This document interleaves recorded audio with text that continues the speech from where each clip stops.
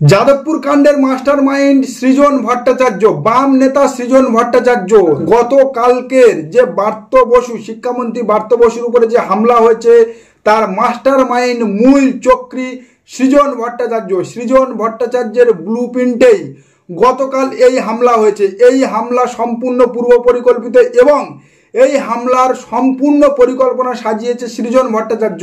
আর সেই চাঞ্চল্যকর তথ্য আমাদের হাতে।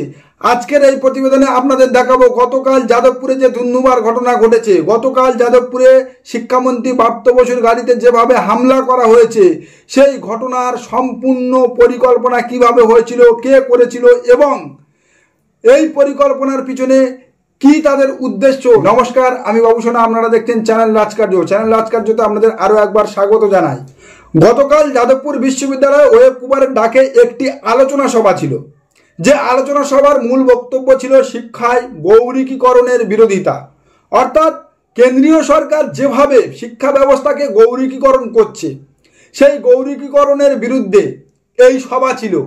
আর এই সভাতে প্রধান অতিথি হিসাবে শিক্ষামন্ত্রী পার্থ বসু উপস্থিত হবেন বা উপস্থিত থাকবেন। এ খবরটা কিন্তু অনেক আগেতে পৌঁছে গিয়েছিল বামপন্থী ছাত্র সংগঠনদের কাছে। আর বামপন্থী ছাত্র সংগঠনদের কাছে এই খবর পৌঁছানোর পরে তারা এই সভা যাতে বানচাল করা যায়, এই সভা যাতে যাদবপুর ইউনিভার্সিটির মধ্যে অনুষ্ঠিত না হয় তার পরিকল্পনা করতে শুরু করেছিল। আর সেই পরিকল্পনার মাস্টার মাইন্ড ছিল, সেই পরিকল্পনার সম্পূর্ণ ব্লুপ্রিন্ট তৈরি করে দিয়েছিল যাদবপুর লোকসভা কেন্দ্রের বামপন্থী প্রার্থী সৃজন ভট্টাচার্য। সৃজন ভট্টাচার্য এসএফআই, ডিওয়াইএফআই এবং ডিওসো ছাত্র সংগঠনের সঙ্গে বসে কিভাবে তৃণমূলের এই সভাকে অর্থাৎ ওয়েব কুপারের এই সভাকে বানচাল করা যায়, কিভাবে এই সভা থেকে ডিভিডেন্ড তোলা যায়, কিভাবে পার্থ বসুকে হ্যাকেল করা যায় তার পরিকল্পনা বা ব্লুপ্রিন্ট সাজিয়েছিল। একটা বড় হোয়াটসঅ্যাপ চ্যাট আমাদের কাছে আছে, কিন্তু কিছু আইনি জটিলতার কারণে এই মুহূর্তে কিছু আইনি নিষেধাজ্ঞার কারণে সেই হোয়াটসঅ্যাপ চ্যাট আমরা আপনাদের দেখাতে পাচ্ছি না। কিন্তু আমি কথা দিচ্ছি আমার পরের বা তারপরের প্রতিবেদনে আমি অবশ্যই সেই হোয়াটসঅ্যাপ চ্যাট আপনাদের সামনে তুলে ধরব। আমাদের হাতে সম্পূর্ণ তথ্য আছে বলে আমরা এই কথাটা বলছি। যদি চ্যালেঞ্জ করার থাকে তাহলে সৃজন ভট্টাচার্য আপনি চ্যালেঞ্জ করতে পারেন। আপনি এই ঘটনার মাস্টার মাইন্ড, আপনার মস্তিষ্ক প্রসূত পরিকল্পনাতে গতকাল শিক্ষামন্ত্রী পার্থ বসুর উপরে হামলা করা হয়েছে, আপনার ব্লুপ্রিন্ট মতো কাজ করেছে এসএফআই, ডিওসো এবং বামপন্থী ছাত্র সংগঠনের ছাত্ররা। গতকাল যখন শিক্ষামন্ত্রী বেরিয়ে আসছে এই সভা শেষ করে, তখন এসএফআই ছাত্র সংগঠন এবং বামপন্থী ছাত্র সংগঠনের ছাত্ররা শিক্ষামন্ত্রীকে আটকে বিক্ষোভ দেখাতে শুরু করে। তাদের দাবি ছিল যাদবপুর ইউনিভার্সিটির ছাত্র পরিষদের নির্বাচন, সেই নির্বাচন নিয়ে আলোচনা করতে হবে। শিক্ষামন্ত্রী তখন বলে ঠিক আছে, যে কয়েকজন অন্তত 4-5 জন বা 6 জন আসুক, আমার সঙ্গে বসে আলোচনা করুক। কিন্তু তাদের দাবি না, তাদের সঙ্গে এখানেই বসে কথা বলতে হবে, এখানেই আলোচনা করতে হবে, এখনই গাড়ি থেকে নামতে হবে। সে ভিডিও নিশ্চয়ই আপনারা দেখেছেন। পরবর্তী সময় যখন ধুন্ধুমার কাণ্ড তারা তৈরি করে, শিক্ষামন্ত্রীর গাড়িতে ইট ছোড়ে, শিক্ষামন্ত্রীর গাড়ি ভেঙে দেয়, শিক্ষামন্ত্রীর গাড়ির চাকার হাওয়া খুলে দেয়, তখন কোনো রকমভাবে শিক্ষামন্ত্রী সেখান থেকে বেরিয়ে যাওয়ার যখন প্রচেষ্টা চালায় এবং তার গাড়ি যখন বেরিয়ে যেতে থাকে, পিছন থেকে একজন ছাত্র পড়ে গিয়ে তার গায়ের উপর দিয়ে শিক্ষামন্ত্রী অর্থাৎ পার্থ বসুর গাড়ি চলে গেছে এই নাটকটা করে। কারণ এই নাটকটা করার দরকার ছিল এই কারণে, তারা যে পরিকল্পনা করেছিল সেই পরিকল্পনা সাকসেসফুল বা বাস্তবায়ন হয়নি। তাদের পরিকল্পনা ছিল, সৃজন ভট্টাচার্যের ব্লুপ্রিন্টে ছিল যে যেন তেনভাবে এমন একটা কেওয়াক্স বা এমন একটা গন্ডগোল ইউনিভার্সিটি চত্বরে তৈরি করতে হবে শিক্ষামন্ত্রীকে ঘিরে, যাতে করে প্রশাসন হস্তক্ষেপ করে বা পুলিশ আসে ক্যাম্পাসের ভিতরে। আর ক্যাম্পাসের ভিতরে পুলিশ এলেই সেটাই হবে সব থেকে গন্ডগোল তৈরি করার মূল পয়েন্ট। ক্যাম্পাসের ভিতরে কেন পুলিশ এলো, ক্যাম্পাসের ভিতরে প্রশাসন কেন হস্তক্ষেপ করলো, সেটাই নিয়ে কিন্তু তাদের একটা বড়সড় কেওয়াক্স বা বড়সড় গন্ডগোল তৈরি করার পরিকল্পনা ছিল।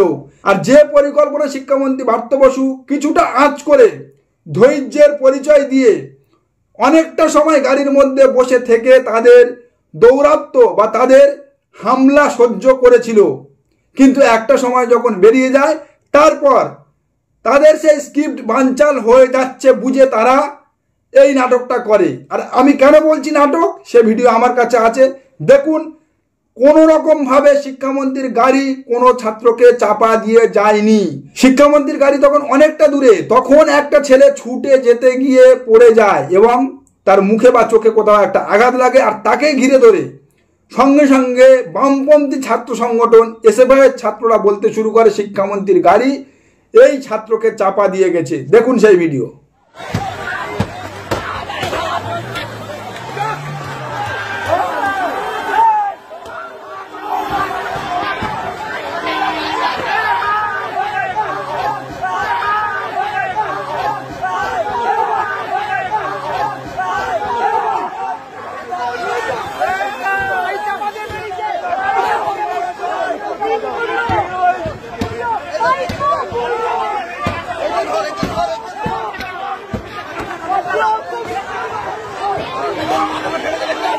আশা করি এই ভিডিওতে আপনারা ক্লিয়ার হতে পেরেছেন যে শিক্ষামন্ত্রীর গাড়ির তলায় কোনো ছাত্র গতকাল চাপা পড়েনি। আর পরিকল্পনা মতো যখন কাজ হয়নি তখন বর্তমানে সৃজন ভট্টাচার্য সেই ছাত্রটাকে নিয়ে, অর্থাৎ সেই অসুস্থ বা আহত ছাত্রটাকে নিয়ে রাজনীতি করতে শুরু করেছে। দেখুন সেই ভিডিও। হাতে চোট আছে, পায়ে চোট আছে, শরীরের বিভিন্ন জায়গায় চোট আছে। শিক্ষামন্ত্রী বারংবার বলা সত্ত্বেও তার গাড়ি এই ছাত্রের ওপর দিয়ে চলে গিয়েছে। গতকাল সকলে দেখেছে। ছেলেটি ন্যাচারালি অসুস্থ, কথা বলতে অসুবিধা হচ্ছে। গিয়ে দেখে এলাম, ভরসা দিয়ে এলাম যে বাইরে আমরা সকলে আছি, ও দ্রুত সেরে উঠুক। আমি যা বুঝেছি এখন বেশ কিছুদিন ওকে হাসপাতালে থাকতে হবে, যা রিপোর্টস ইত্যাদি এগুলো আসবে সামনে আস্তে আস্তে। এবং ও একটা কথা বলল যে থানা, যাদবপুর থানা, পুলিশ তারা ওর বয়ান রেকর্ড করতে কিছু ক্ষেত্রে গড়িমসি দেখিয়েছে, কিছু ক্ষেত্রে বয়ান ডিস্টর্ট করার চেষ্টা হয়েছে, এই ধরনের কিছু কথা বলল। সেগুলো আমাদের সত্যতা যাচাই করতে হবে। ইন্দ্রানুজ এই মুহূর্তে একজন ব্যক্তি নয়, ইন্দ্রানুজ এই মুহূর্তে পশ্চিমবঙ্গের গণতন্ত্রের পক্ষে লড়াইয়ের প্রতীক, যাকে ব্রাত্য বসুরা গাড়ির চাকার তলায় পিষে মেরে ফেলতে চাইছে। আর কেবল সৃজন ভট্টাচার্য নয়, সৃজন ভট্টাচার্যের মস্তিষ্ক প্রসিত প্ল্যান নয়, এই পরিকল্পনা বা যাদবপুরের এই হামলার পিছনে হাত রয়েছে মোহাম্মদ সেলিমের, নাম জড়িয়েছে মোহাম্মদ সেলিমের। প্রশাসন বা পুলিশের কাছে তথ্য রয়েছে মোহাম্মদ সেলিমের প্ররোচনাতে এই ঘটনা ঘটেছে, যে কারণে আজকের তৃণমূল কংগ্রেসের পক্ষ থেকে কিন্তু মোহাম্মদ সেলিমের নাম তোলা হয়েছে। মোহাম্মদ সেলিম এই ঘটনার সঙ্গে যুক্ত বা মোহাম্মদ সেলিমের প্ররোচনা রয়েছে এই ঘটনার পিছনে, তা কিন্তু তৃণমূল কংগ্রেসের পক্ষ থেকে দাবি করা হচ্ছে। আর যখন তৃণমূল কংগ্রেসের পক্ষ থেকে দাবি করা হচ্ছে এই ঘটনার সঙ্গে সম্পূর্ণ মোহাম্মদ সেলিম জড়িত বা মোহাম্মদ সেলিমের প্ররোচনা রয়েছে, তখন তেলে বেগুনে জ্বলে উঠছে মোহাম্মদ সেলিম। যদি মোহাম্মদ সেলিম এই ঘটনার সঙ্গে কোনোভাবে জড়িত না হয়, কোনো রকম তার যদি প্ররোচনা না থাকে এই ঘটনার পিছনে, তাহলে তিনি তেলে বেগুনে জ্বলে উঠবে কেন? দেখুন সেই ভিডিও, মোহাম্মদ সেলিম কি বলছে তৃণমূল কংগ্রেস ও প্রশাসনের এই অভিযোগের পরে। কলেজ বিশ্ববিদ্যালয়গুলো তো এসএফআইকে ঢুকতে পারবে না। গত 12 বছর ধরে উচ্চশিক্ষামন্ত্রী কি করছিল, শিক্ষামন্ত্রী কি করছিল? গাঁজা খাচ্ছিল। সাঙ্গ পাঙ্গ পুলিশ, কেন্দ্রীয় বাহিনী, রাজ্য বাহিনী নিয়ে চলি না। আমি তো রাস্তায় ঘুরে যাচ্ছি, গাড়িতে নামলে একে তো দেখলাম, আমাকে আমি তো ইনভাইট করছি। কতবার মারবে, কজনকে মারবে? আমার নাম ধরে কেন বলবে? যাদবপুর বিশ্ববিদ্যালয়ে পড়েছি বলে। আর আমার নাম ধরে কেন বলবে? যাদবপুর বিশ্ববিদ্যালয়ে পড়েছি বলে। যাদবপুর বিশ্ববিদ্যালয়ে ঢুকবার জন্য তো একটা যোগ্যতা লাগে, সেটা তার ছিল। যাদবপুর কেন্দ্র থেকে 2,58,201 ভোটে হেরেছে সৃজন ভট্টাচার্য বা বামেরা। গাত্রদাহ মেটেনি। 2.5 লক্ষের হার হজম করতে পারেনি সৃজন ভট্টাচার্য, 2.5 লক্ষের হার হজম করতে পারেনি। যে যাদবপুর বামেদের গড়, যে যাদবপুর বামেদের দুর্গ বলে, যে জায়গাটায় বর্তমানে শেষ দিনে এসেও টিকে রয়েছে, গোটা পশ্চিমবঙ্গে শূন্য হয়েও যে যাদবপুর ইউনিভার্সিটিটা নিজেদের আগড়া বানাতে পেরেছে, যে যাদবপুর ইউনিভার্সিটিটা নিজেরা দখল করে রাখতে পেরেছে, যে এইডিবি বাস স্ট্যান্ডের পাশে আজও পর্যন্ত প্রত্যেক দিন সন্ধ্যাবেলা মাইক লাগিয়ে ধুতি পাঞ্জাবি পরে বগলে শান্তিনিকেতনের ব্যাগ নিয়ে বক্তব্য রাখতে পারে, সেই জায়গায় যখন 2,58,000 ভোটে হারতে হয়েছে, সেই হারের জ্বালা হজম না করতে পেরে তৃণমূল ছাত্র পরিষদ যখন যাদবপুর ইউনিভার্সিটিতে ধীরে ধীরে শক্তি বৃদ্ধি করছে, তখন যাদবপুরের এই মাওমাকুরা ভয় পেয়েছে। তারা ভয় পেয়েছে এই কারণে, আগামী দিনে যেভাবে যাদবপুর লোকসভা কেন্দ্র তাদের হাতছাড়া হয়েছে, তাদের হাত থেকে বেরিয়ে গেছে, তৃণমূল ছাত্র পরিষদ যদি বর্তমানে যেভাবে আগাচ্ছে সেভাবে আগাতে থাকে, তাহলে আগামী দিনে যাদবপুরে তৃণমূল ছাত্র পরিষদ ক্ষমতায় আসবে, তৃণমূল ছাত্র পরিষদ মেজরিটির জায়গায় আসবে। আর এই ভয়ের জায়গা থেকে তৃণমূল ছাত্র পরিষদকে আটকাতে চাইছে, তৃণমূল সংগঠনকে আটকাতে চাইছে, ওয়েব কুপারকে আটকাতে চাইছে মাও মাকুরা। সামনে আগিয়ে দিচ্ছে শিক্ষার্থীদের, পিছনে রয়েছে সৃজন ভট্টাচার্য, মোহাম্মদ সেলিমের মতো পাকা মাথা কাঁচা মাথারা। এই পাকা মাথা কাঁচা মাথাদের সম্পূর্ণ ইন্ধনে গতকাল শিক্ষামন্ত্রী ব্রাত্য বসুর উপরে এই হামলা হয়েছে। গতকাল শিক্ষামন্ত্রীর উপরে হামলা করেছে এই পাকা মাথার পরিকল্পনা ও কাঁচা মাথার পরিকল্পনা। চ্যালেঞ্জ দিচ্ছি, যদি ক্ষমতা থাকে চ্যালেঞ্জ অ্যাকসেপ্ট করুন, প্রমাণ দেখিয়ে দেবো, প্রমাণ দিয়ে দেবো। এই যাদবপুর ইউনিভার্সিটিতে গত 18 মাস আগে আপনারা জানেন একজন ছাত্রকে এই এসএফআই বাম মাকুরা র্যাগিং করে মেরেছিল। সেই পিতার কি করুণ আর্তনাদ শুনুন, এই যাদবপুর ইউনিভার্সিটি সম্পর্কে সেই পিতার কি ধারণা শুনুন, এই যাদবপুর ইউনিভার্সিটিতে কি চলে, কারা কি চালায়, তার বক্তব্যটা শুনুন। যাদবপুর বিশ্ববিদ্যালয় পশ্চিমবঙ্গের শিক্ষা জগতের কলঙ্ক। আজকে যাদবপুরে যেসব ঘটনা ঘটেছে, কোন ভরসায় মানুষ তার সন্তানদের ওখানে পড়াশোনা করতে পাঠাবে?